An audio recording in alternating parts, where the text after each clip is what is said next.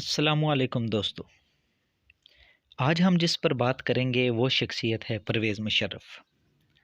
दोस्तों, साबिक सदर परवेज़ मुशर्रफ का शुमार पाकिस्तान के उन जर्नैलों में होता है जिन्होंने आइन को पामाल करते हुए हुकूमत पर कब्ज़ा किया और फिर अपने खोखले नारों से अवाम का दिल बहलाते रहे।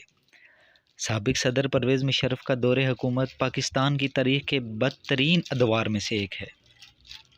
इसी दौर में पाकिस्तान में दहशतगर्दी को फ़रोग़ मिला और आज होने वाले खुदकुश हमले मुशर्रफ दौर का ही एक तोहफ़ा है।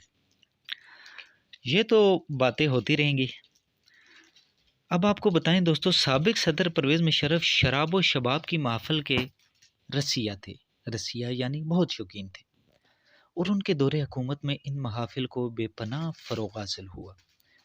मुशर्रफ की हुकूमत के कई वज़रा के स्कैंडल्स मंजर आम पर आए, जिनमें अरबाब ग़ुलाम रहीम और नीलोफ़र बुख्तियार, वो तो आपको याद ही होंगे, जो कि फ़्रांस में एक गोरे की गोद में बैठकर पैराशूट का मुज़ाहरा कर रही थी। और एक ऐसी वीडियो जिसमें उस्ताद अहमद अली ख़ान एक प्राइवेट फंक्शन में परफॉर्म कर रहे थे, जिसमें मौसूफ़ मुशर्रफ ख़ुद भी शरीक थे, उन्होंने गाना गाना शुरू कर दिया। दोस्तों, हम यहाँ मुशर्रफ के लड़कपन के इश्क का एक वाक़या बयान करते हैं, जो कि कुछ इस तरह से है। मुशर्रफ लिखते हैं कि वो अपनी किताब में भी ये वाक़या लिख चुके हैं। वो लिखते हैं कि जब वो 15 साल की उम्र को पहुँचे तो वो अपनी एक हमसाई के इश्क में पूरी तरह मुब्तला हो गए। उसकी उम्र बकौल परवेज़ मुशर्रफ साहब के मुझसे 1 साल ज़्यादा थी, या फिर वो मेरे ही हम उम्र थी। मैं हर वक्त उसके बारे में ही सोचता रहता। मुझे उर्दू से कोई ख़ास रुग़बत नहीं थी और उसको अंग्रेज़ी से कुछ ज़्यादा लगाव नहीं था। इसलिए हम दोनों का एक मुश्तरका दोस्त, जो मेरे अंग्रेज़ी में लिखे हुए ख़त को उर्दू में ट्रांसलेट करके लिखता था और उसके उर्दू में लिखे हुए ख़त को मुझे पढ़कर सुनाता था। ख़त ले जाने और लाने की ज़िम्मेदारी मेरे एक दोस्त के भाई के ज़िम्मा थी, जो कि छरीरे बदन का था और कई जगहों पर बड़ी आसानी से आ जा सकता था। वो मेरी हमसाई के घर में चुपके से जाता और मेरे ख़त को उस तक पहुँचाता था। साबिक सदर परवेज़ मुशर्रफ का ये इश्क इस कदर बढ़ गया कि उसमें उसकी नानी भी नादिनस्ता तौर पर मुलव्वस हो गई। वो इस तरह उसकी नानी बड़ी मोहब्बत करने वाली और क़दामत पसंद खातून थी। परवेज़ मुशर्रफ अक्सर अपनी नानी से कहते थे कि हमसायों से अच्छे ताल्लुकात रखने चाहिए और उनके यहाँ आना जाना चाहिए।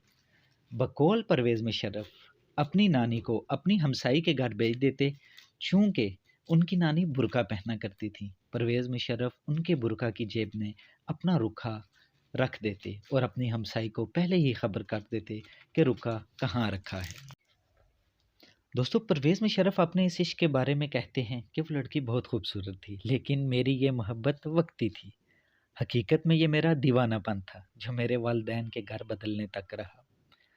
और दोस्तों, यहाँ सुनकर आपको हैरानी होगी कि परवेज़ मुशर्रफ अपने एक दूसरे इश्क के बारे में बताते हैं कि जिससे मैं मोहब्बत करने लगा, वो एक खूबसूरत और शादीशुदा बंगाली लड़की थी।